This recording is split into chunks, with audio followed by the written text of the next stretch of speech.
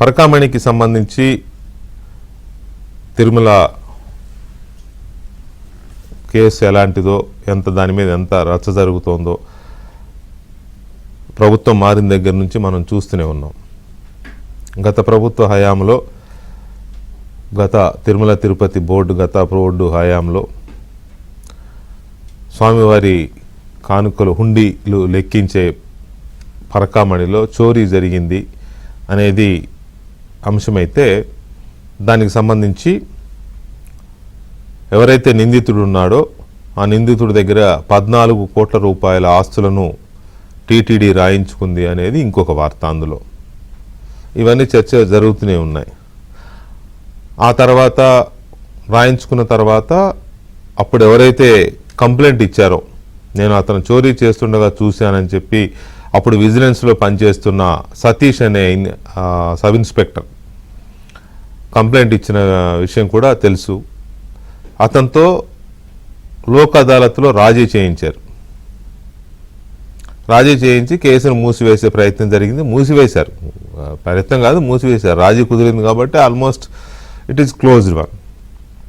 అయితే ఈ ప్రభుత్వం అధికారంలోకి వచ్చిన తర్వాత అది మళ్ళీ ఇప్పుడున్న టీటీడీ బోర్డు సభ్యుడు భానుప్రకాష్ రెడ్డి గారు కానీ లేకపోతే ఇంకొకళ్ళిద్దరు దాన్ని తీసి కోర్టులో కేసులు వేశారు. దీన్ని తిరగదోడాలి, దీన్ని నిగ్గు తేల్చాలి అని.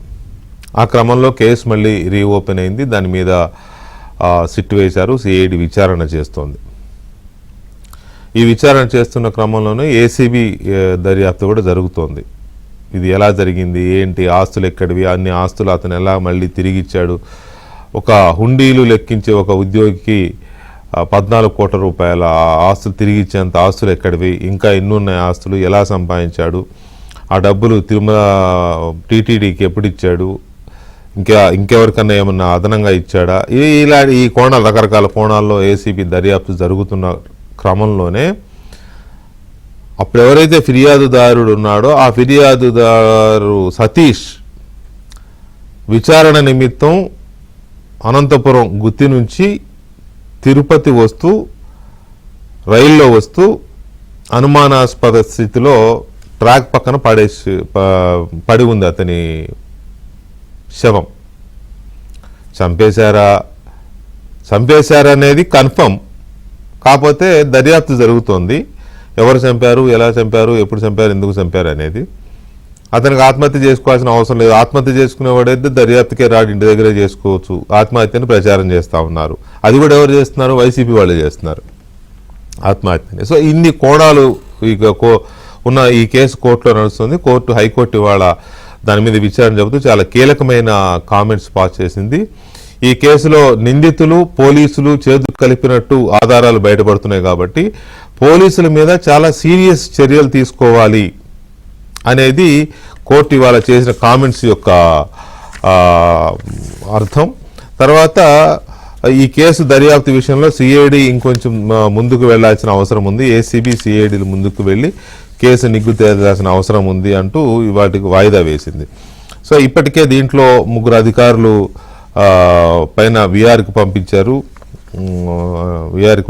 ఇంకొక లక్ష్మీరెడ్డి అనే ఒక ఎస్ఐకి కూడా ఈ కేసుతో పరిమితం సంబంధాలు ఉన్నాయనే ప్రమేయం ఉందనే చర్చ కూడా ఉంది. సో ఇవన్నిటి మీద ఎలాంటి చర్యలు తీసుకోబోతున్నారు అనేది ఒక విషయం అయితే, పోలీసుల సంగతి సరే, పోలీసుల మీద చర్యలు తీసుకుంటారు. పోలీసులు స్వయంగా ఆ పని చేయరు కదా, ఎవరో వాళ్ళకి గైడెన్స్ ఇచ్చారు ఒకటి. తర్వాత ఆ ఆస్తులు నిందితుడు ఎవరైతే రవికుమార్ అనే అతను హుండీలో చోరీ చేశాడో అతను 14 కోట్ల ఆస్తులు తిరిగి ఇస్తున్నప్పుడు ఎందుకు ఇస్తున్నాడు, చోరీయే. 10 రూపాయల 20 రూపాయల పక్కన పెడితే స్వామివారి హుండీలో చెయ్యి పెట్టి కొట్టేశాడు అని అంటే అది మహా పాతకంగా పాపంగా మనం భావిస్తాం హిందువులుగా. దాన్ని సీరియస్గా పరిశీలించాల్సిన అప్పటి తిరుమల తిరుపతి దేవస్థానం ఓకే ఆస్తులు రాయించారు, అతని మొత్తం కట్టుబట్టలతో రోడ్డు మీదకి పంపించారు, మొత్తం రాయించుకుని అనుకుందాం. నాకున్న సమాచారం ప్రకారం ఆ తిరుమలలో పనిచేసిన ఒక పెద్ద ఆయన చెప్పిన దాని ప్రకారం ఏంటంటే అతనికి మినిమం కొద్దిగా ఆస్తులు మిగిలి ఉన్నాయి, మొత్తం రాయించేసుకున్నారు. ఇంకో 3-4 కోట్లకు సరిపడే ఉన్నాయంట. అది వాళ్ళ భార్య పిల్లల పేరు మీద ఉండొచ్చు. ఎంతన్నా ఉండనివ్వండి, అతన్ని నడి బజార్లోకి నెట్టేసేయండి, అది కాదుగా శిక్ష. అదే శిక్ష అయితే ఈ దేశంలో వేల కోట్ల రూపాయల కుంభకోణాలు చేసిన వాళ్ళు డబ్బులను ఇచ్చేస్తా మమ్మల్ని వదిలేయండి అంటే వదిలేస్తారా? పైగా ఇది దేవుడి సొమ్ము, రూపాయి అయినా 2 రూపాయలైనా సొమ్ము, దేవుడి సొమ్ము సొమ్మే. దాన్ని మీరు ఎలాగా ఇది చేస్తారు అనేది చాలా కీలకమైన అంశం. మరి ఆ రోజున నిర్ణయం తీసుకున్న టీటీడీ బోర్డు ఎలాంటి నిర్ణయం తీసుకుంది, ఎందుకు తీసుకుంది, వాళ్ళకున్న ఆలోచనలు ఏంటి? ఆ మధ్య సుబ్బారెడ్డి గారు ఇదే కేసులో విచారణకు వెళ్ళినప్పుడు ఒకవేళ కనుక అది చోరీ అని కనుక తేలితే ఖచ్చితంగా చర్యలు తీసుకోవాల్సిందే, ఇలా రకరకాలుగా చెప్పారు. కాబట్టి మరి వాళ్ళ సంగతి ఏంటి? ఈ పోలీసుల మేనకైతే ఉచ్చు బిగుస్తోంది, ఓకే. మరి ఈ నిర్ణయాలు తీసుకున్న వాళ్ళు తెలిసి కూడా వదిలేసిన వాళ్ళు ఇప్పుడు ఈ కేసును మళ్ళీ తిరగదోడబట్టి అతను ఇదైంది కానీ రవికుమార్ అరెస్ట్ అయ్యాడు కానీ, లేకపోతే ఇప్పుడు లోక్ అదాలత్లో రాజీ కుదుర్చుకుని వదిలేశారుగా. సో ఎవరు దీనికి రెస్పాన్సిబిలిటీ? పైగా మాజీ ముఖ్యమంత్రి జగన్మోహన్ రెడ్డి గారు అంటారు చిన్న చోరీ అంట, చిన్న చోరీకి పెద్ద రాద్ధాంతం చేస్తున్నారంట. 1,00,000 కోట్లు దోచుకున్నోడికి అది చిన్న చోరీలాగానే కనపడుతుంది నాయన. ఎంత ఎంత కూల్గా, ఎంత చాలా చులకనగా, ఒక రకంగా చెప్పాలంటే చాలా చులకనగా వెంకటేశ్వర స్వామి గుళ్ళో జరిగిన దొంగతనాన్ని అది 70,000, 30,000, $9 అంటే 72,000 అంటాడు ఆయన. $9 అంటే ఎంత ఇప్పుడున్న దీని ప్రకారం? దానికైనా 72,000 అంటాడు. 72,000 కదా, చిన్న చోరీ కదా అంటాడు. ఇంకా నయం 72,000కి 14 కోట్లు ఎందుకు తీసుకోవడం అని కూడా అనలేదు. ఇంకా అయినా మా వాళ్ళు తీసుకుని వదిలేశారంటాడు. చులకన చేయడం కాదా ఇది? ఏడుకొండలవాడి హుండీని, ఏడుకొండలవాడికి భక్తులు సమర్పించుకునే కానుకల్ని రూపాయ, 2 రూపాయల, 100 రూపాయల, ₹1 కోటి పక్కన పెట్టండి. వాటిని చులకన చేయడం కాదా? సో అసలు ఆ విషయం తన దృష్టికి వచ్చినప్పుడే ఇందులో రాజీ కుదర్చడం ఏంటి, నో, రాజీ కుదరడం అతను శిక్షించబడాల్సిందే అని చర్య తీసుకోవాల్సిన ఈ జగన్మోహన్ రెడ్డి గారు మొన్నటికి మొన్న మళ్ళీ చిన్న చోరీ అని చెప్పి తేలిగ్గా తీసేయడం అనేది అస్సలు సహించరాని విషయం. ఇప్పుడు పరకామణి విషయంలో, కేసు విషయంలో ఏం జరగబోతుందనేది మనం చర్చను చూడబోతున్నాం. ఈ చర్చలో మనతో తెలుగుదేశం పార్టీ జాతీయ అధికార ప్రతినిధి పట్టాభిరామ్ గారు and Bharatiya Janata party senior నాయకులు, తిరుమల తిరుపతి దేవస్థానం బోర్డు సభ్యులు భానుప్రకాష్ రెడ్డి గారు, సిపిఎం సీనియర్ నాయకులు కందారపు మురళి గారు మనతో చర్చలో పాల్గొంటున్నారు. ముందుగా భానుప్రకాష్ రెడ్డి గారితో మాట్లాడదాం. భాను గారు నమస్తే అండి. నమస్కారం అన్న.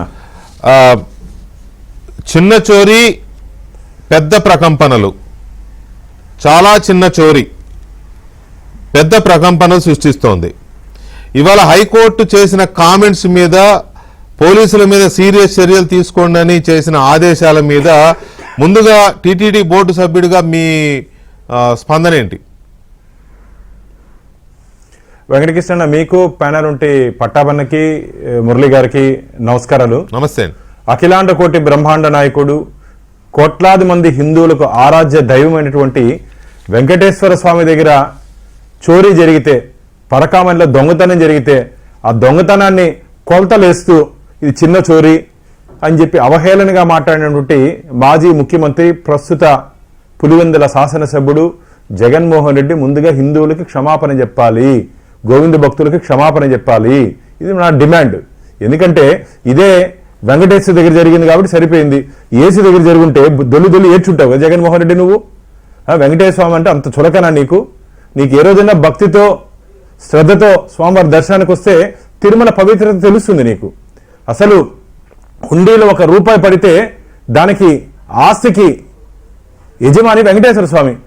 ఆ యజమాని దగ్గర నీ ప్రభుత్వంలో దొంగతనం చోరీ జరిగిన తర్వాత దాన్ని తీసుకుపోయి రాజీ జరిగితే ఆ రోజు టీటీడీలో జరిగిన ప్రతి విషయం తాడేపల్లి ప్యాలెస్కి అందుతుంది కదా. టీటీడీలో ఏ విషయం జరిగినా నీ తాడేపల్లి ప్యాలెస్ తెలుస్తుంది. తెలిసినప్పుడు తెలియడం కాదు, ఆయన చెప్పకుండా ఆయన అనుమతి లేకుండా చేయరు. అదే తెలిసినప్పుడు ఏ బుద్ధి ఉండేవాడైనా, నేను ఇట్లా మాట్లాడుతున్నా ఏమనుకోద్దాను, ఏ బుద్ధి ఉండేవాడైనా, కడుపుకి అన్నం తినేవాడైనా సరే భగవంతుడి దగ్గర చోరీ జరిగింది, దాన్ని ఏంది రాజీ చేసేదని చెప్పి నువ్వు మందలించకుండా, వారికి బుద్ధి చెప్పకుండా మొన్న దాన్ని సమర్థిస్తావు. మళ్ళా చిన్న చోరీ మేం కాబట్టి 14 కోట్లు రాసుకున్నావు. ఏంది 14 కోట్లు రాసుకునేది? మీకేం హక్కు ఉంది అంటున్నా. వెంకటేశ్వర స్వామి దగ్గర చోరీ జరిగితే లోకాతలు ఏ విధంగా రాజీ అవుతారు? చేసినోడికి బుద్ధి లేదు, దాన్ని సమర్థించినోడు నీకు బుద్ధి లేదంటున్నారు ఈరోజు శ్రీవారి భక్తులందరూ.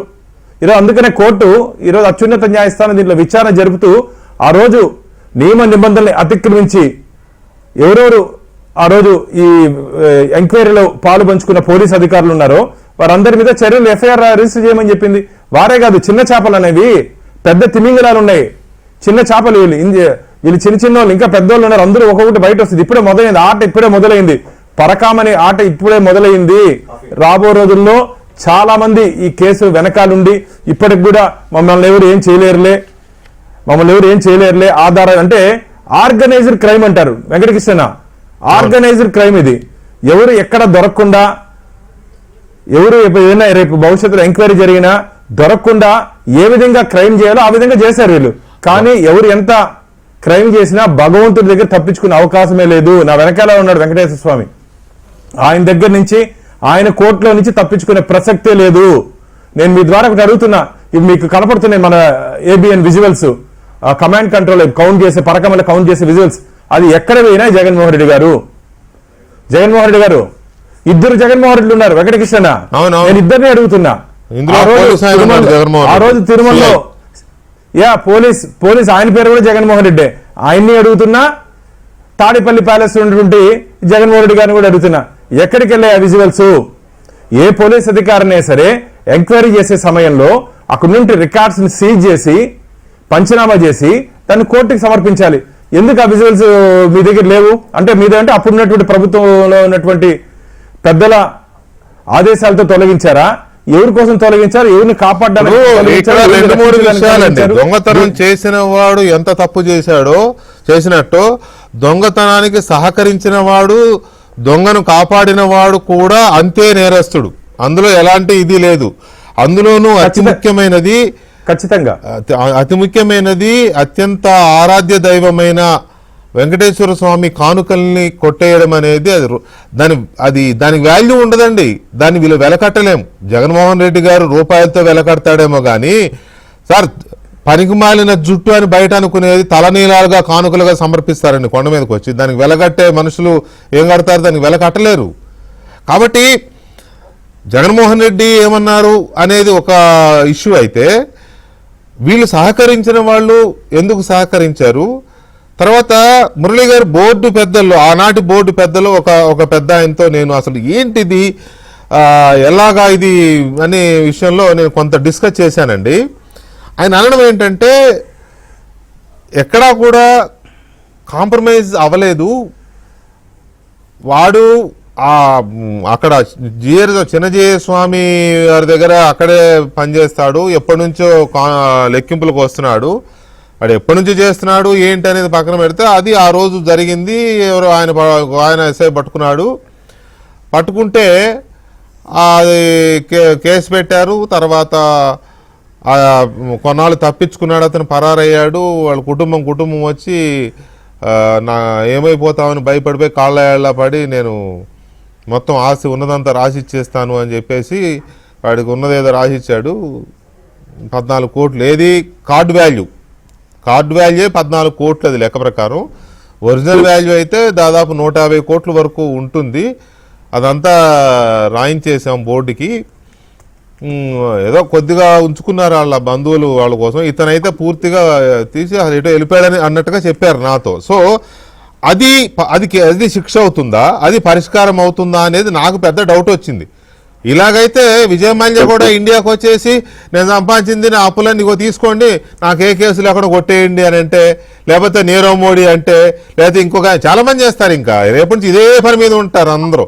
సో ఈ విషయంలో చిన్న చోరీ అని జగన్మోహన్ రెడ్డి అనడం కానీ, లోక్ అదాలత్లో రాజీ కుదిర్చిన పెద్దలు కానీ, అతని ఆస్తి ఇచ్చాడు కదా అని చెప్పి తీసుకుని వదిలేసిన పెద్దలు కానీ ఈ కేసుని ఎలా చూడాలి, ఇవాళ కోర్టు చేసిన కామెంట్స్ ఏంటని మురళి గారు బ్రేక్ ముందు నేను మీకు చెప్పా కదా, ఆనాటి బోర్డు పెద్దల వెర్షన్ ఏంటి, ఆ కేసుని ఎలా క్లోజ్ చేసే ప్రయత్నం జరిగింది, ఇప్పుడు ఎలా ఓపెన్ అయింది, ఇప్పుడు కోర్టు ఏం చెప్తోంది, జగన్మోహన్ రెడ్డి ఆలోచన ఏంటి ఆ దొంగతనం మీద, ఆ చోరీ మీద, ఇవన్నీ అనుకున్నాం కదా. సో ఇప్పుడు కోర్టు చెప్పిన దాని మీద పోలీసుల మీద కఠిన చర్యలు తీసుకోండి అని చెప్పారు కోర్టు వారు. కానీ మరి ఆనాటి పెద్దల సంగతి ఏంటి, దీంట్లో భాగస్వాములు లేకపోతే దొంగలకు సహకరించిన వాళ్ళు, వాటెవర్, మీకు తెలిసిందే కదా ఈ కేసు అంతా. సార్ నమస్కారం. మీకు ప్యానెల్లో ఉన్న పెద్దలు పట్టాభి గారు, అదే మాదిరి భానుప్రకాష్ రెడ్డి గారు, ఇద్దరికి కూడా వీక్షకులకి సిపిఎం పార్టీ తరఫున నేను ముందుగా నమస్కారాలు తెలియజేస్తున్నాను. వాస్తవం మన భాను గారు మాట్లాడేటప్పుడు నాకు కట్ అయింది, అందువల్ల పూర్తిగా నేను వినలేదు.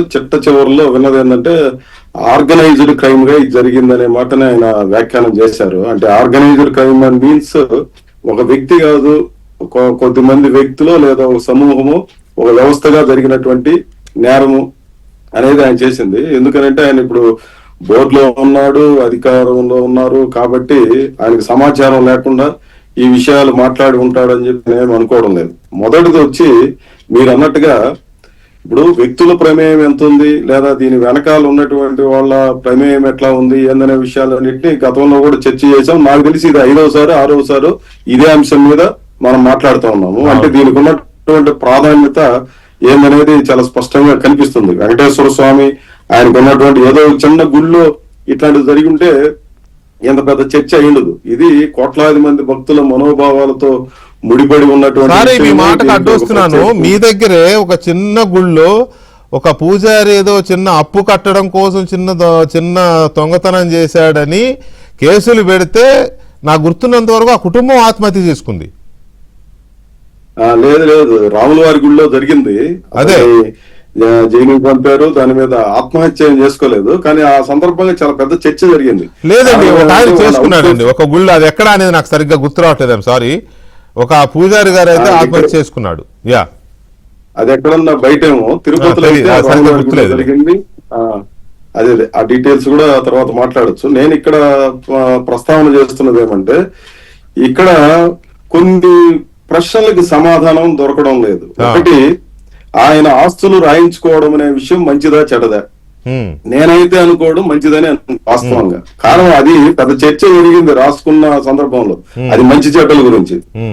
26 రకాల ఆస్తులు అతనికి ఉన్నాయి, 22 రకాల ఆస్తులు రాయించుకున్నారు టిటిడి. అంటే కొంతమంది వ్యక్తుల ప్రోద్బలంతో రాయించాడా, లేదంటే వాళ్ళలోనే రియలైజేషన్ వచ్చి ఇవన్నీ రాయించారా అని అంటే, వాళ్ళ పిల్లలు ఆయన పట్టుకొని వచ్చి అధికారుల దగ్గరికి తీసుకొని వచ్చి మేము మహాపాపం చేశాము, దేవుడి సొత్తుని ఈ రకంగా చేసుకోవడం, వాళ్ళ పిల్లలు కూడా మంచి పొజిషన్ లో ఉన్నారు అని చెప్పి వాళ్ళు రియలైజ్ అయ్యి రాయించారని చెప్పి నేను విన్నాను. అదైతే మంచి. మీరు మీ మాటలో కూడా అదే వ్యక్తమైంది. ఇక్కడ సమస్య ఏంటంటే, ఒక ఆర్గనైజ్డ్ క్రైమ్ అంటే కొంతమంది వ్యక్తులు, ఇప్పుడు వచ్చిన సమస్య 22 రకాల ఆస్తులు టీటీడీకి రాయించారు, మిగిలిన ఆస్తులు వ్యక్తులు రాయించుకున్నారు అనేది ప్రశ్న. దాని గురించి చర్చ జరుగుతుంది, పదే మాట్లాడుతున్నారు. మన భానుప్రకాష్ రెడ్డి గారు కూడా అనేక సందర్భాల్లో ఈ విషయాన్ని ప్రస్తావన చేశారు. నేనేమంటానంటే, హైకోర్టు చెప్పింది ఏసీబీ విచారణ జరిగింది, సిఐడి విచారణ జరిగింది, పోలీసులు ప్రాపర్ గా వ్యవహరించలేదు అని చెప్పి చాలా అంశాలని హైకోర్టు మాట్లాడింది. ప్రాపర్ గా వ్యవహరించలేదు కాబట్టి ఆ బోర్డు తీర్మానాలు, అదే మాదిరి ఆ స్టోరేజ్ కి సంబంధించి, బండిల్స్ వ్యవహారానికి సంబంధించి, లేదా పరకామణి నిర్వహణలో పద్ధతులకు సంబంధించి, ఆ సీసీ ఫుటేజ్లకు సంబంధించి ఇవన్నీ కూడా మీరు భద్రపరచండి అని చెప్పి సిఐడికి కొన్ని పద్ధతులు ఇవన్నీ కూడా చెప్పింది. ఇప్పుడు కూడా కొన్ని వ్యాఖ్యానాలు చేసింది. నేనేమంటానంటే, ఇక్కడ ఇప్పుడు ఈ రాజీ చేసింది వ్యక్తులు కాదు, కోర్టే. మళ్ళీ ఇది న్యాయస్థానమే చేసింది. రాజీ చేసింది తప్ప రైటా అనేది తప్పు అని హైకోర్టు మాట్లాడుతా ఉంది. ఇప్పుడు హైకోర్టు అది చెప్పినప్పుడు ఏసీబీ ఏం చెప్పింది, లేదా సిఐడి ఏమి చెప్పింది అన్నటువంటి విషయాలు కూడా లోకానికి తెలియాల్సినటువంటి అవసరం ఉంది. అవన్నీ సీల్డ్ కవర్ లో ఉన్నాయి, భవిష్యత్తులో ఏమన్నా పెడతారా లేదా తెలియదు. వ్యక్తుల పాత్ర ఎంత ఉందనేది కూడా మనకేమి ఆ స్పష్టత కూడా లేదు. స్పష్టత రావాల్సినటువంటి అవసరం ఉంది. నేను ఇక్కడ అనేది ఏమనంటే వీటన్నిటినీ మళ్ళీ విచారణ జరిపించవచ్చు, దాంట్లో ఏమీ సందేహం ఉండాల్సినటువంటి అవసరం ఉంది. హైకోర్టు కూడా అదే రకంగానే రియాక్ట్ అయింది. ఇక్కడ వ్యక్తుల పాత్ర ఎవరున్నప్పటికీ, అది ఈఓ కావచ్చు, చైర్మన్ కావచ్చు, ఆనాడున్న మీరు అడిగినట్టుగా టీటీడీ బోర్డులో ఉన్నటువంటి ఏ పెద్దలు దీని వెనకాలన్నా వాళ్ళందరి మీద కేసులు పెట్టచ్చు, దాన్ని కూడా కంటిన్యూ చేయొచ్చు. ఇక్కడ ప్రాపర్ గా వ్యవహరించలేదు, కేసులు నమోదు చేసే విషయంలో కానీ లేదా దాన్ని ప్రాపర్ గా ఏదైతే మనకు శిక్షా స్మృతిలో ఏమున్నాయో ఆ పద్ధతులన్నీ పాటించకుండా తప్పుడు వ్యవహారం నడిపారు కాబట్టి పోలీసుల మీద క్రిమినల్ చర్యలు తీసుకోలేదు అనేది వ్యాఖ్యానం చేసింది. ఎందుకు ఈ రకమైనటువంటి వ్యాఖ్యానం చేసింది అనేది కూడా మనకు తెలియాల్సినటువంటి అవసరం ఉంది. నేను ఇక్కడ సూటిగా అడిగే విషయం ఏంటంటే, ఇంత మునుపు భానుప్రకాష్ రెడ్డి గారు స్పష్టంగా చెప్పారు ఇది ఒక ఆర్గనైజ్డ్ క్రైమ్ గా జరిగిందని. ఆ విచారణ అప్పుడు భానుప్రకాష్ రెడ్డి గారు ఈ సాక్ష్యాధారాలన్నీ కూడా సమర్పించారా ఆ విచారణకి, లేదా విచారణ చేసేవాళ్ళు కూడా బయట జరుగుతోంది రకరకాల చర్చలు. ఇప్పుడు సమస్య ఏంటంటే కోర్టుల వ్యాఖ్యానాల కంటే బయట జరిగే చర్చ చాలా పెద్దగా ఉంది. మీడియాలో వస్తున్నటువంటి చర్చ కావచ్చు, లేదా రాజకీయ పార్టీల మధ్య చర్చలు కావచ్చు, భక్తుల మనోభావాలు ఇవన్నీ పక్కకు పోయాయి. నువ్వు దొంగ అంటే నువ్వు దొంగ, నువ్వు దొంగ అంటే నువ్వు దొంగ అన్నటువంటి చర్చ పెద్ద ఎత్తున జరుగుతుంది. వీటన్నిటికీ సమాధానాలు రావాల్సినటువంటి అవసరం ఉంది. అంటే ఇక్కడ పాయింట్ ఏంటంటే కాదు బయట ఏం చర్చ జరుగుతోంది, కోర్టులో ఏం జరుగుతోంది అనేది ఎంత ఇంపార్టెంటో, దొంగతనం జరిగిందనేది నిజం. దొంగతనం జరిగిందనేది అయితే నిజమే కదా, క్లియర్ గా కనపడుతుంది, ఎస్టాబ్లిష్ అయింది, వాళ్ళు ఒప్పుకున్నారు, కోర్టు డిసైడ్ చేసింది, పోలీసులు ఒప్పుకున్నారు, అంతా జరిగింది, రాజీ కుదిర్చారు, ఇదంతా ఫ్యాక్టే. దొంగతనం ఎప్పటి నుంచి చేస్తున్నాడు కాదు, నేను ఆ విషయం ప్రస్తావన చేస్తున్నాను సార్. అదే దొంగతనం ఎప్పటి నుంచి చేస్తున్నాడు అనే దానికంటే, దొరికాడు, అతనికి అంత ఆస్తి ఎక్కడిది, 14 కోట్ల రూపాయలు మార్కెట్ వాల్యూ ప్రకారం అయితే 150 కోట్లు అంటున్నారు. ఇప్పుడు మీరు చెప్పిన దాని ప్రకారం, నేను విన్న దాని ప్రకారం అతని పిల్లలు, భార్య, బంధువులు అందరూ చాలా ఇదైపోతుంటే లొంగిపోయాడు అని ఏదో చెప్పారు. నిజమే, అంతవరకు నిజమే. కానీ పిల్లలు మంచి స్థితిలో ఉంటే ఇతను ఈ దొంగతనం ఎందుకు చేశాడు అనేది ఇంకొక క్వశ్చన్ రైజ్ అవుతా ఉంది. ఏంటి భానుగారు ఏంటో చెప్తారు. ఎగ్జాక్ట్ గా నేను మాట్లాడాలనుకున్నటువంటి విషయం అదే. ఇప్పుడు ఇక్కడ ఈ పెద్ద జీయర్ మఠం నుంచి ఎందుకు వస్తారు ఈ పరకామణిలోకి? వీళ్ళు విజిలెన్స్ వీళ్ళు వచ్చేది. వీళ్ళు అక్కడ ఉన్నటువంటి ఉద్యోగస్తులందరూ లెక్క పెట్టే పనిని తనిఖీ చేయడానికి వచ్చేవాళ్ళు. ఈ పెద్ద జీయర్ మఠం నుంచి అయినా, చిన్న జీయర్ మఠం నుంచి అయినా, లేదంటే భక్తుల నుంచి కొంతమందిని ఎంపిక చేసి, లేదా ఇంకొంతమంది వ్యక్తుల్ని ఎంపిక చేసి ఉద్యోగుల్ని వీళ్ళందరినీ పెట్టి చేయించే క్రమంలో ఇట్లా బయట నుంచి వచ్చేవాళ్ళందరూ కూడా తనిఖీ చేయడానికి వచ్చేవాడు గత 33 ఏళ్ల నుంచి ఈ పనుల్లో పాల్గొంటా ఉన్నాడు. అంటే ఇతను ఒకడేనా అదే ప్రశ్న. అదే ఈ ప్రశ్న ఇప్పుడేదో ఇది వైసీపీ గవర్నమెంట్ లో ఉన్నటువంటి లోపంగా చర్చ కాదు. 33 ఏళ్లుగా ఈ రకమైనటువంటి ఖచ్చితంగా వైసీపీ గవర్నమెంట్ లో ఎందుకు నేను ఇంతగా అంటున్నానంటే, మీకు ఒక పాయింట్ చెప్తాను నేను. ఇది వైసీపీ గవర్నమెంట్, అతను 33 ఏళ్ళ నుంచి వస్తున్నాడు, కౌంటింగ్ కి బాగానే ఉంది. అప్పటి నుంచి దొంగతనం ఉన్నాడేమో మనకు తెలియదు. ఓకే, అతను అంతగా అడ్మిట్ చేసే తప్ప మనకు తెలియదు. చేయట్లేదని మనం చెప్పలేం, చేస్తున్నాడని మనం చెప్పలేం. కానీ వైసీపీ గవర్నమెంట్ లో ఉండగా, వైసీపీ నాయకులు బోర్డులో ఉండగా ఈ దొంగతనం చేశాడు, అది బయటపడింది దాన్ని ఏదో అంటారే, దాగుడు మూత దొంగ సామెత చెప్తారే, గప్చుప్ అన్నట్టుగా వాళ్ళే కమ్మేసుకుని, వాళ్ళే రాజీ కుదురు చేసుకుని ఆ స్థాయిలో చేశారు అని అంటే, ఖచ్చితంగా ఇది వైఎస్ఆర్ కాంగ్రెస్ పార్టీ గవర్నమెంట్ లో జగన్మోహన్ రెడ్డి ముఖ్యమంత్రిగా ఉన్నప్పుడు ఆయనకు తెలిసి ఆయన అనుమతితోనే బోర్డు ఈ నిర్ణయం తీసుకుని ఉంటుంది. లేకపోతే ఇలాంటి ముఖ్యమంత్రి తీసుకునే దమ్ము, ధైర్యం, సాహసం ఆ బోర్డులో ఉన్న వాళ్ళకి లేదు. ఏంటి భానుగారు ఏంటి చెప్తారు? భానుగారు ఏంటి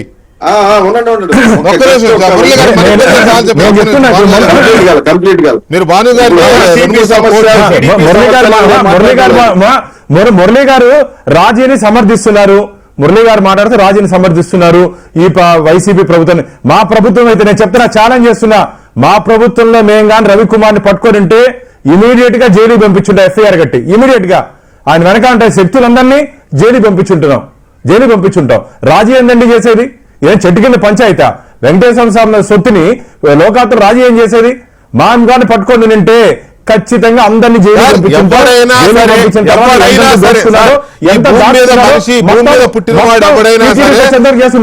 ఒక్క మాట భానుగారు, ఈ భూమి మీద పుట్టిన వాడు ఎవడైనా సరే దొరకనంత వరకు దొరే, దొరికినప్పుడే దొంగ, దొరికినప్పుడు ఆ దొంగను పట్టుకోవాల్సిందే, శిక్షించాల్సిందే. వాడిని ఎత్తున పెట్టుకుని మేము రాజీ కుదురుస్తాం, ఆ సొమ్ము ఎవరిది కాదండి, దేవుడి సొమ్ము.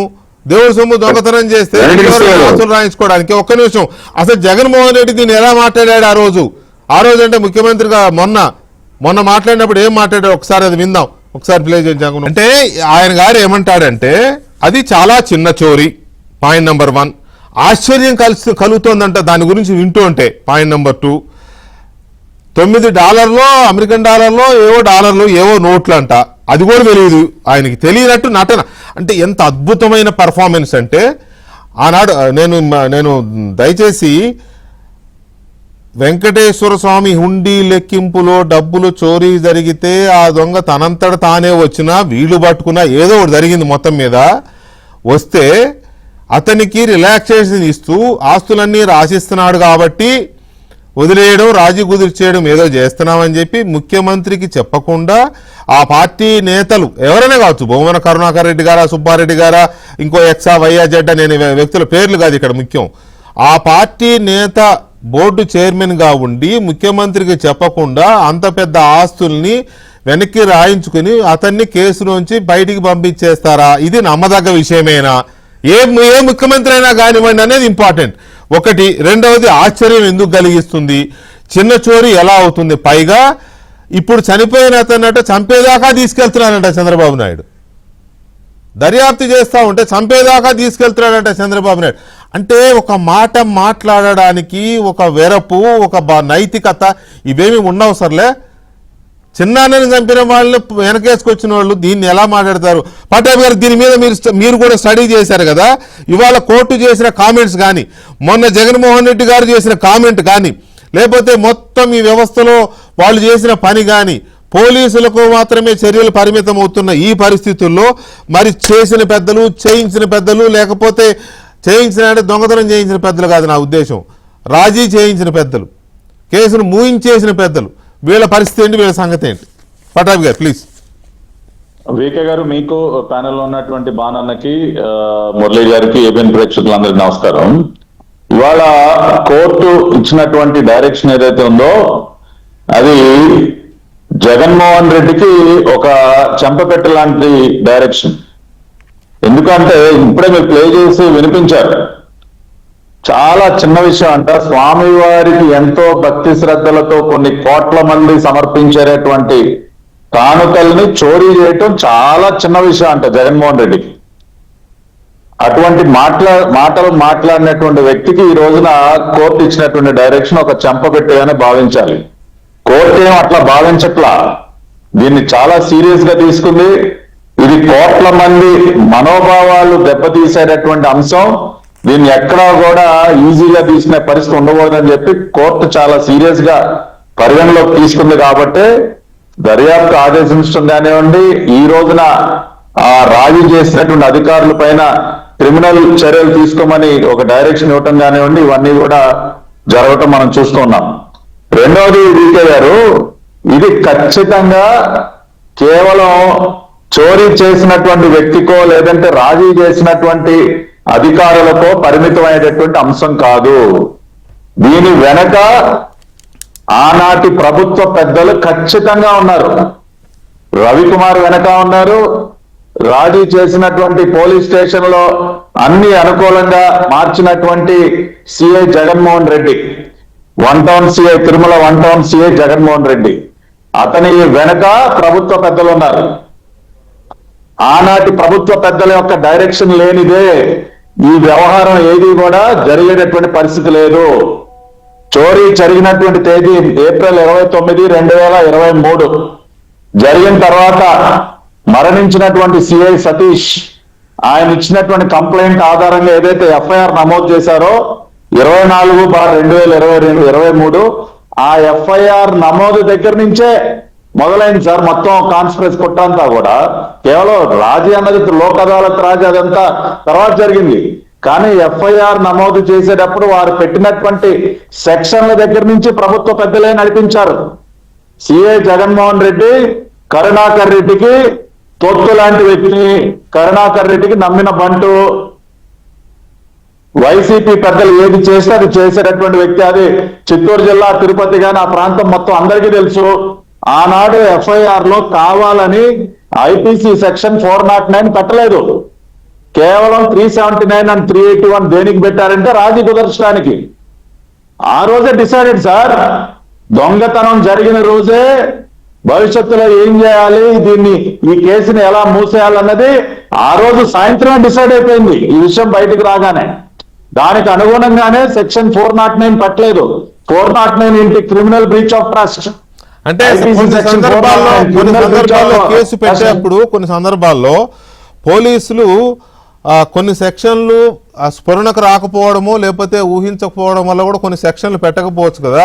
చాలా జరుగుతూ ఉంటాయి అట్లా. సోషల్ మీడియా కేసుల్లో మంగళగిరి పోలీసులు కూడా ఆన్లైన్లో పట్టుకొచ్చి కొన్ని వీకర్ సెక్షన్స్ పెడితే తెలుగుదేశం పార్టీ నాయకులు విమర్శించారు, ఇట్లా ఎటు పెట్టారు పోలీసులు అని. రకరకాలుగా జరుగుతూ ఉంటాయి. అట్లా అనుకోవచ్చుగా సార్.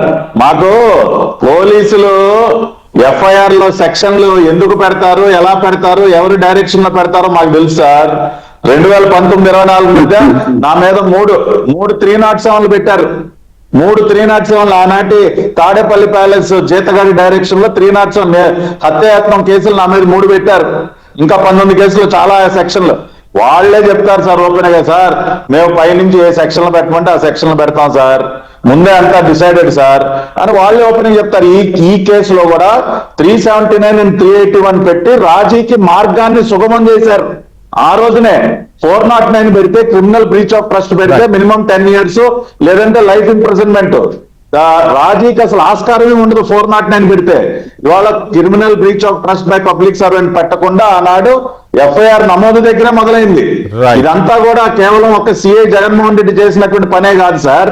వెనకుండి కరుణాకర్ రెడ్డి గాని, ఆనాటి లేదంటే దానికి ముందున్నటువంటి chairman YV Subba Reddy, including Tadepalli palace. ఇప్పుడు జగన్మోహన్ రెడ్డిని కూడా పాప అమాయకుడు, దీనికి ఏం సంబంధం లేదు అనుకోవడానికి లేదు. టీటీడీలో జరిగినటువంటి ప్రతి పాపం వెనక, టీటీడీ లూటీ వెనక, టీటీడీలో జరిగినటువంటి ప్రతి కుంభకోణం వెనక కూడా తాడేపల్లి ప్యాలెస్ పాత్ర ఉంటుంది. వాళ్ళకి తెలియకుండా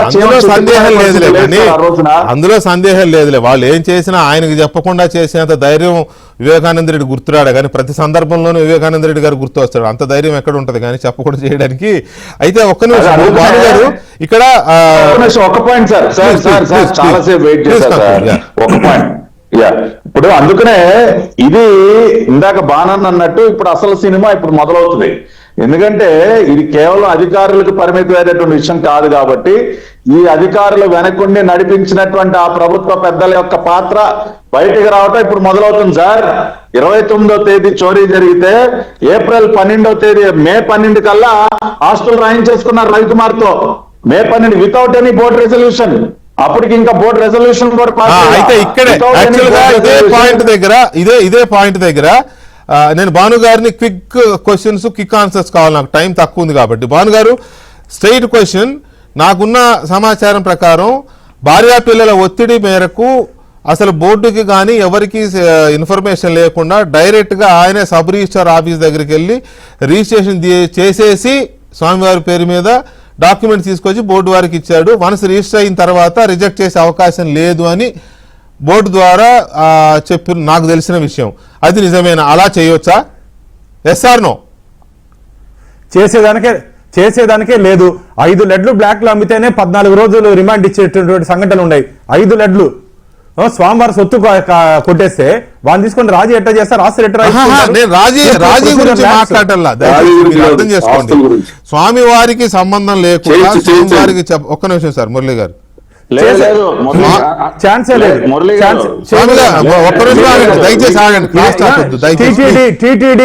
టీటీడీలో కొన్ని నియమ నిబంధనలు ఉన్నాయి. ఎవరైనా సరే వితౌట్ బోర్డ్ పర్మిషన్ ఆఫీస్కి వెళ్ళిపోయి రిజిస్ట్రేషన్ చేసేసి డాక్యుమెంట్స్ తీసుకొచ్చి బోర్డుకి హ్యాండ్ ఓవర్ చేశారు అనేది నాకు తెలిసిన విషయము. అలాంటి అవకాశం ఉంటుందా బోర్డు సభ్యులు కానీ? ఒక మాట వినండి సార్, నా మాట పూర్తిగా వినండి సార్, నా మాట పూర్తిగా వినండి సార్, మీరు వినండి. వింటే సార్ నా క్వశ్చన్ వినండి భాను గారు. ఇప్పుడు ఏదైనా రిజిస్ట్రేషన్ ఆఫీస్లో ఇరు పార్టీలు ఉంటేనే రిజిస్ట్రేషన్ జరుగుద్ది, అమ్మేవాడు కొనేవాడు కదా. ఇక్కడ నేను స్వామివారికి రాసిస్తానని భార్య పిల్లలతో వెళ్ళారని వాళ్ళు అంటున్నారు, వెళ్ళారని నాకు చెప్తున్నారు ఎవరో. మరి బోర్డు తరపున లేకపోతే ఆలయం తరపున ఈవో కానీ జేఈఓ కానీ ఏఈఓ కానీ ఇంకొకరు కానీ ఎవరైనా వెళ్లాల్సిన అవసరం లేదా? ఖచ్చితంగా without prior notice paper notification ఇవ్వకుండా రైట్ ఓకే కుదరదని మీరు చెప్తున్నారు, అది కుదరదని చెప్తున్నారు. ఏదో వాళ్ళ డాక్యుమెంట్ తీసుకొచ్చి హుండీలో వేశారు అని కూడా తెలుస్తా ఉంది. అసలు పట్టాభి గారు ఇక్కడ కొన్ని విషయాలు సంబంధించే సార్ మీరు అడిగిన క్వశ్చన్ కి సంబంధించే ఒక ఇంపార్టెంట్ ఇన్ఫర్మేషన్. టీటీడీకి ఎవరైనా ఒక ఆస్తి ఇవ్వాలంటే టీటీడీలో ఎస్టేట్స్ కమిటీ అని ఒకటి ఉంటుంది, బోర్డు పరిధిలోనే ఎస్టేట్స్ కమిటీ ఉంటుంది. బోర్డు మెంబర్స్ నే కొంతమందిని దానిలో ఎస్టేట్స్ కమిటీలో మెంబర్స్ గా పెడతారు. ఎస్టేట్ కమిటీ టీటీడీ తరపు నుంచి ఒక అధికారిని డెప్యూట్ చేస్తుంది, ఏది ఈ రిజిస్ట్రేషన్ ప్రక్రియ పూర్తి చేయడానికి. ఆనాటి ఎస్టేట్స్ కమిటీలో సభ్యులుగా భూమన కరుణాకర్ రెడ్డి మనుషులే ఉన్నారు. నేను అదే అడుగుతున్నా, ఆ విషయం తెలుసుకోవడానికేనండి నేను ఇంతసేపు అడిగింది. ఈవోనా జేఈఓనా ఏఈఓనా ఎస్టేట్ కమిటీయా ఇంకోటి ఏదో కమిటీ, వీళ్ళెవరూ లేకుండా ఎవడు పడితే వాడు రిజిస్టర్ ఆఫీస్కి వెళ్ళిపోయి నేను వెంకటేశ్వర స్వామి వారికి ఇగో ఈ 10 గజాల స్థలం రిజిస్ట్రేషన్ చేయించేస్తున్నా, సంతకం పెట్టి నాకు ఇవ్వంటే పెట్టి ఇచ్చేస్తా, డాక్యుమెంట్ తీసుకొచ్చి ఉండి వేసినా లేదా వీళ్ళకి ఇచ్చేసినా అయిపోతుందా, పర్పస్ సర్వ్ అవుతుందా అనేది నా ఫస్ట్ క్వశ్చన్. అది కుదరదు అన్నారు భాను గారు. అంతే భాను గారు తీసుకోకూడదు, అదే అంటున్నారు మురళి గారు. ఫైనల్ ఒకే ఒక మాట, టీటీడీలో అయితే తీసుకోలేము, తాడేపల్లి ప్యాలెస్ బోర్డులో అయితే తీసుకోవచ్చు. టీటీడీలో అయితే మేము తీసుకోవాలి. Right okay. ఫైనల్ గా ఇంకొక క్వశ్చన్ మీకు భాను గారు, చాలా ఆస్తులు అతనివి, కొన్ని ఆస్తులు మాత్రమే బోర్డుకు రాశారు, చాలా ఆస్తులు ఇంకెవరెవరో అతను చాలా ఆస్తులు ఉన్నాయి, వాటి లెక్కలు తెలియడం లేదు, ఇంకా వేరే వాళ్ళు రాయించుకున్నారని మీరు పలు దఫాలుగా ఆరోపణలు చేశారు. ఆ ఆధారాలు ఏమైనా విచారణ అధికారులకు కానీ కోర్టుకు కానీ మీరేమైనా సమర్పించారా? మా దగ్గర ఉన్నటువంటి సమాచారాన్ని సిబిసిఐడి డీజీ రవిశంకర్ అయ్యర్ గారికి సమాచారం ఇవ్వడం జరిగింది. రవిశంకర్ అయ్యన్నార్ గారికి ఇవ్వడం జరిగింది. ఇంకా లోతుగా విచారణ చేస్తే, ఎందుకంటే ఆయన చుట్టూరు ఆ రోజు పోలీస్ స్టేషన్ లో విచారణ చేయలేదు రవికుమార్ ని, పక్కన గెస్ట్ హౌస్ లో పెట్టుకుని ఏ ఇన్నోవాలో తిరిగాడు. మీరు చెప్పేదాని ప్రకారం స్వామివారికి రవికుమార్ ఇచ్చిన 14 కోట్ల రూపాయల కార్డు వాల్యూ ఆస్తులు కాకుండా ఇంకా చాలా ఆస్తులు ఉన్నవి, అవన్నీ వేరే వాళ్ళు రాయించుకున్నారనే మాటకి మీరు ఇప్పటికీ కట్టుబడి ఉన్నారా?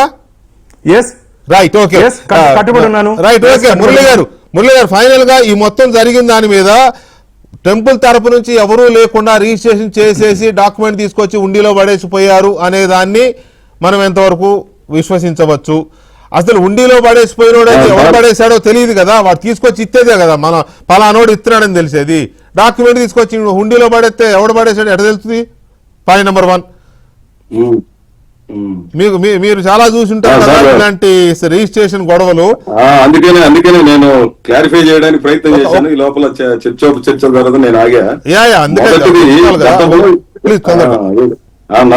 నాకు దాని మీద స్పష్టత ఉంది. గతంలో హుండీలో వేసినటువంటి ఆస్తులు కూడా టీటీడీ తీసుకున్నటువంటిది ఉంది. దీని మీద చాలా పెద్ద చర్చ గతంలో బోర్డులో జరిగింది. ఏమనంటే కొన్ని వివాదాస్పదమైనటువంటి ఆస్తులు, ఇట్లా కొన్ని సమస్యలు ఉన్నటువంటి ఆస్తులు వస్తున్నటువంటి నేపథ్యంలో వీటిని పబ్లికేషన్ చేయాలనేది ఉంది. ఇక్కడ జరిగినటువంటి పబ్లికేషన్ చేయలే.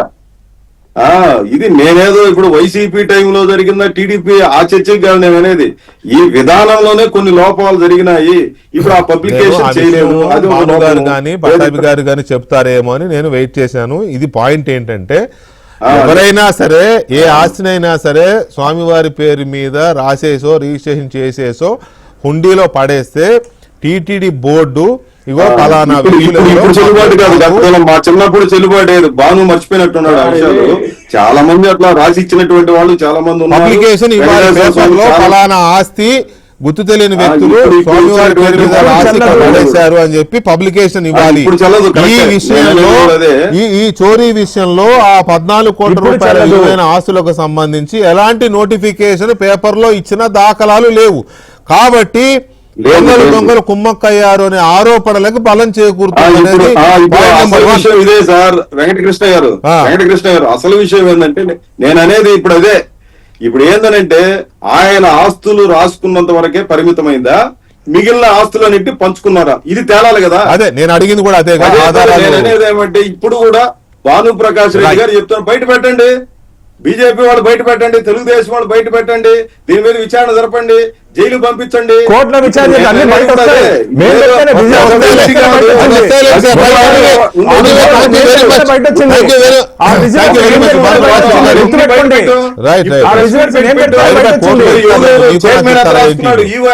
కాదండి, కాదు మురళి గారు, అదే దర్యాప్తు చేసే అధికారులకు ఇస్తారు కానీ ఆధారాలుంటే నేను అడిగితే నాకు, మీరు అడిగితే మీకు ఇవ్వరు కదా. భాను ప్రకాష్ రెడ్డి గారు వాళ్ళు ఎవరైనా ఎవరైనా సరే దర్యాప్తు చేసే వాళ్ళకి లేకపోతే వీళ్ళకి ఇస్తారు, కోర్టు వారికి ఇస్తారు. చూద్దాం, ఇవ్వాలి. లేకపోతే అందుకే నేను క్వశ్చన్ పర్టికులర్ గా అడిగాను. నేను పర్టికులర్ గా అడిగాను ఆ క్వశ్చన్, మీరు ఇప్పటికే కట్టుబడి ఉన్నారా అని. నేను కట్టుబడి ఉన్నానన్నారు ఆయన. ఏమి ఇస్తారో చూద్దాం. Right, anyway thank you very much Bhanu Prakash Reddy గారు అండ్ మురళి గారు, థ్యాంక్ యూ వెరీ మచ్ అండి. ఇక